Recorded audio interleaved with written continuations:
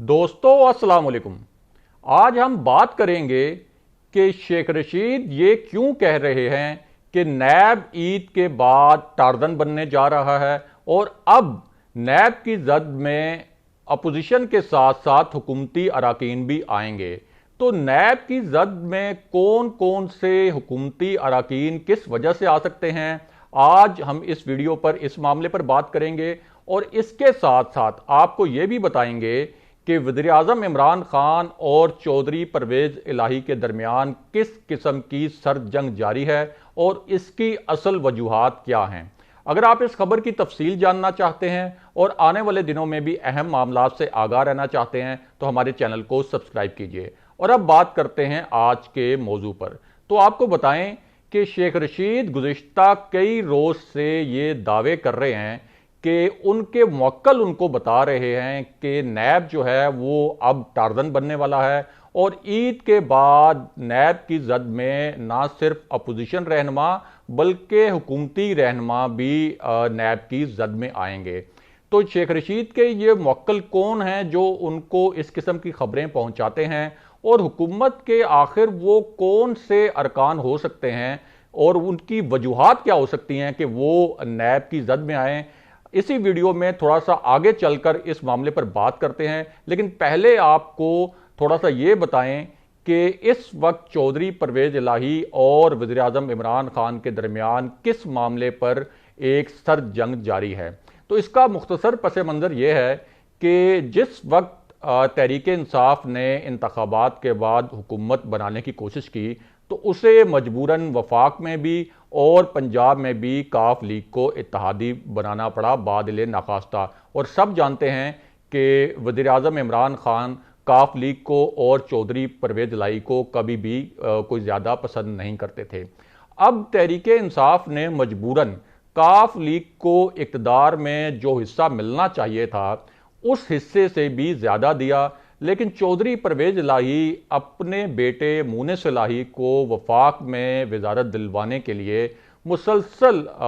तहरीक इंसाफ को और इमरान खान को ब्लैकमेल करते रहे। लेकिन जैसा हमने देखा है कि इमरान खान जो हैं वो कुछ ख़ास मामलात पर एक स्टांस ले लेते हैं और उसके बाद वो फिर उस स्टांस से किसी सूरत पीछे नहीं हटते। तो इमरान खान ने इस मामले पर एक मौक़िफ़ अपना लिया कि चूंकि मुनिस इलाही के खिलाफ नैब के केसेस चलते रहे हैं, इसलिए उन्होंने मुनिस इलाही को वफाक में वजारत देने से इनकार कर दिया। और फिर चौधरी परवेज इलाही ने कोशिश की कि प्राइम मिनिस्टर इमरान खान को और तहरीक इंसाफ को मुख्तलिफ औकात में सियासी तौर पर ब्लैकमेल किया जाए। ख़ास तौर पर उस वक्त जब ये खबरें बहुत ज़्यादा गर्म थीं कि मुक़्तदर हल्के जो हैं वो वज़ीर आला पंजाब उस्मान बुज़दार से खुश नहीं हैं और वो चाहते हैं कि उन्हें तब्दील किया जाए। तो उस वक्त चौधरी परवेज इलाही ने मुस्लिम लीग नून के जो रहनुमा हैं उनसे मुलाकातें शुरू कर दी, उनसे राब्ते शुरू कर दिए और ये तासुर बनाने की कोशिश की कि अगर मुनिस इलाही को वजारत ना दी गई और इसके साथ साथ जो पंजाब में काफ लीग के पास वजारतें हैं वहाँ उनको फ्री हैंड ना दिया गया, यानी उनसे वो चाहते थे कि किसी किस्म की उनकी वजारतों में कोई रोक टोक ना हो और किसी का कोई अमल दखल ना हो। तो ये जो दो उनके मुतालबात थे इसको लेकर उन्होंने प्राइम मिनिस्टर इमरान खान को सियासी तौर पर ब्लैकमेल करना शुरू कर दिया। और फिर जब इमरान खान ने एक सियासी नज़ाकत को उस वक्त देखा तो उन्होंने एक कमेटी बनाई तहरीक इंसाफ की कि जो चौधरी परवेज इलाही से और काफ लीग की जो दीगर क़यादत है उससे इस मामले पर मुज़ाकरात करें। लेकिन जब ये कमेटी बनी तो इसका रावलपिंडी में एक इजलास होना था और चौधरी परवेज इलाही ने कमिटमेंट की थी कि वो इस इजलास में शिरकत करेंगे और यूं ये मामला जो है वो मिलकर हल किया जाएगा। लेकिन उस कमिटमेंट के बावजूद चौधरी परवेज इलाही जब उस इजलास में नहीं आए और फिर हुकूमती कमेटी ने इस पूरे मामले की जब report prime minister Imran Khan को पेश की तो एक हुकूमती रहनुमा के मुताबिक उस वक्त इमरान खान ने कहा कि नो मोर ब्लैकमेलिंग और अब आप ये पैगाम पहुंचा दें चौधरी परवेज इलाही को और उनकी दीगर क़यादत को कि उन्होंने जो कुछ करना है वो कर लें। तो इस वक्त ये जो केसेस जो हैं पुराने जो चौधरी बरादरान के बकौल कि नैब उनके खिलाफ पुराने केसेस खोल रहा है, तो इसका बैकग्राउंड जो है वो चौधरी बरादरान ये समझ रहे हैं कि असल में तो सामने नैब है, लेकिन शायद इसके पीछे प्राइम मिनिस्टर इमरान खान और तहरीक इंसाफ की हुकूमत है, और इन पुराने केसेस को खोलने का मकसद जो चौधरी बरादरान हैं उनके मुताबिक और उनके जो करीबी ज़राए हैं उनके मुताबिक इन केसेस को खोलने का मकसद ये है कि चौधरी बरादरान को फिक्स किया जाए, यानी वो जो बार बार अपने नित नए मुतालबे लेकर सामने आ जाते हैं और हुकूमत को सियासी तौर पर ब्लैकमेल करने की कोशिश करते हैं, तो उस सियासी ब्लैकमेलिंग को मैनेज किया जा सके और उनको ज़रा ये नैब के केसेस का भी मज़ा चखाया जाए। ये ख्याल है चौधरी बरादरान का और उनके जो करीबी ज़राए हैं उनका। और यही वजह है कि हमने देखा है कि ना सिर्फ चौधरी बरादरान जो हैं वो नैब पर बरस रहे हैं, बल्कि इनडायरेक्टली वो इमरान खान को तनकीद का निशाना बना रहे हैं, और काफ लीग के जो मरकजी रहनुमा हैं वो टीवी चैनल्स पर आकर अब तो दबे लफ्ज़ों में ये हुकूमत को धमकियां भी दे रहे हैं कि अगर ये नैब के केसेस खुले और अगर चौधरी बरादरान के खिलाफ कोई कार्रवाई आगे बढ़ी तो फिर वो हुकूमत से अलादगी के मामले पर भी और हुकूमत के साथ जो इत्तेहाद है इसके ऊपर नजर सानी कर सकते हैं। तो ये पूरा एक मामला है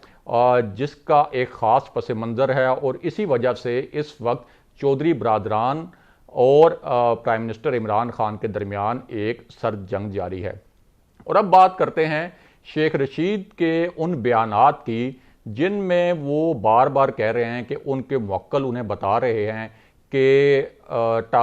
नैब जो है वो टार्जन बनने वाला है, और ईद के बाद जो है उसकी जद में ना सिर्फ अपोजिशन रहनुमा बल्कि हुकूमती रहनुमा भी आ सकते हैं। तो हमने एक हुकूमती शख्सियत से पूछा कि शेख रशीद ये तो नहीं बताते कि वो कौन सी हुकूमती शख्सियात हो सकती हैं जो कि नैब की जद में आ सकती हैं, तो कुछ आप ही इस पर रोशनी डालें। तो तहरीक इंसाफ के अंदर जो हमारे ज़राए हैं और ये जो एक हुकूमती शख्सियत है, उन्होंने हमें बताया कि हो सकता है कि शेख रशीद का इशारा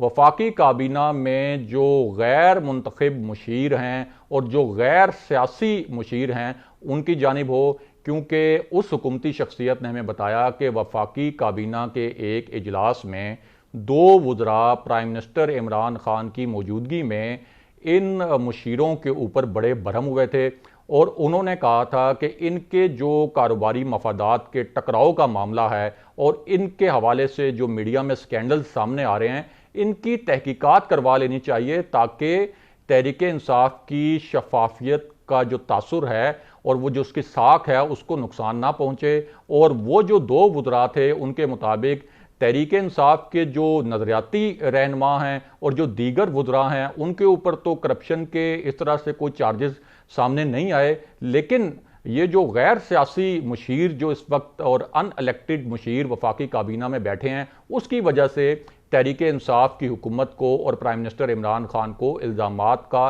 और तनकीद का सामना करना पड़ता है। तो उस हुकूमती शख्सियत के मुताबिक हो सकता है कि शेख रशीद का इशारा जो है वो उन गैर सियासी मुशीरों की जानिब हो। जब हमने उनसे पूछा कि शेख रशीद का इशारा क्या जहांगीर तरीन की जानिब भी हो सकता है, तो उन्होंने कहा कि जहांगीर तरीन के मामले पर तो वो कोई बहुत ज़्यादा वसूख से नहीं कह सकते, लेकिन हो सकता है शेख रशीद का इशारा जो है वो खुसरो बख्तियार की जानिब ज़रूर हो, और पॉसिबिलिटी है कि खुसरो बख्तियार के ख़िलाफ़ भी नैब जो है वो ईद के बाद आने वाले दिनों में कार्रवाई करे। जबकि परवेज़ खटक और आज़म खान जो प्राइम मिनिस्टर के प्रिंसिपल सेक्रेटरी हैं उनके ख़िलाफ़ जो वो मालम जब्बा वाले केसेस थे वो हम सब जानते हैं कि वो काफ़ी अरसे से सर्दखाने में हैं, और उनके ऊपर अभी तक नैब ने कोई मज़ीद प्रोसीडिंग्स जो हैं वो नहीं की, और ना ही मीडिया को आगाह किया है कि उन केसेस के ऊपर आगे फर्दर प्रोसीडिंग्स क्या हुई। दूसरी जानिब हम जानते हैं कि मुस्लिम लीग नून जो है वो इस वक्त 18वीं तरमीम में तब्दीली के एवज़ एक सौदाबाजी करने की कोशिश कर रही है, क्योंकि इस वक्त तहरीक इंसाफ और पाकिस्तान के ताकतवर हलके चाहते हैं कि 18वीं तरमीम को या तो ख़त्म किया जाए या उसे तब्दील किया जाए। तो उसके लिए तहरीक इंसाफ को अपोजिशन की हमायत दरकार है। तो नून लीग जो है वो इस वक्त एक किस्म की सौदाबाजी करने की कोशिश कर रही है कि वो मतलूबा जो तब्दीलियां हैं 18वीं तरमीम में, उन पर हुकूमत का साथ देने के लिए तो तैयार हो जाएगी, लेकिन ये जो नैब में तरमीम का मामला है, मुस्लिम लीग नून की ख्वाहिश ये है और उन्होंने जो एक मुसवदा अपने इनपुट से तैयार करवाया है वो इस तरह से तैयार करवाने की कोशिश की है कि नैब के कवानीन में इस तरह से तरमीम हो कि उन तरमीम का फ़ायदा उन सियासी शख्सियात को हो जो कि नैब के केसेस की वजह से नाअहल हुई हैं। तो जाहिर है कि अगर मुस्लिम लीग नून जो है वो इस किस्म की तरमीम नैब के कवानीन में करवाने में कामयाब हो जाती है, तो बहुत से हल्के ये कह रहे हैं कि उससे मरियम नवाज को जो है वो ज़रूर फ़ायदा हो सकता है, क्योंकि उनकी जो नाअहली थी वो भी नैब रेफरेंसेस की बुनियाद पर हुई थी। तो ये एक इस वक्त पाकिस्तान की जो सियासी सूरत हाल है उसके अंदर ये खिचड़ी पक रही है। एक तरफ हुकूमत और हुकूमत के जो इत्तेहादी हैं वो आमने सामने हैं, दूसरी जानिब इस पूरी जो सिचुएशन में से नून लीग जो है वो अपने लिए एक रास्ता बनाने की कोशिश कर रही है। दोस्तों, आज के प्रोग्राम में हमने आपके साथ जो खबर शेयर की, आपके सामने जो तज्जिया पेश किया, इसके मुतालिक कमेंट कीजिए, इसके मुतालिक फीडबैक दीजिए, और अगर आप आने वाले दिनों में भी अहम मामलों से आगाह रहना चाहते हैं तो हमारे चैनल को सब्सक्राइब कीजिए। अगले प्रोग्राम में कुछ मजीद और अहम खबरों के साथ हाजिर होंगे। तब तक के लिए खुदा हाफिज़।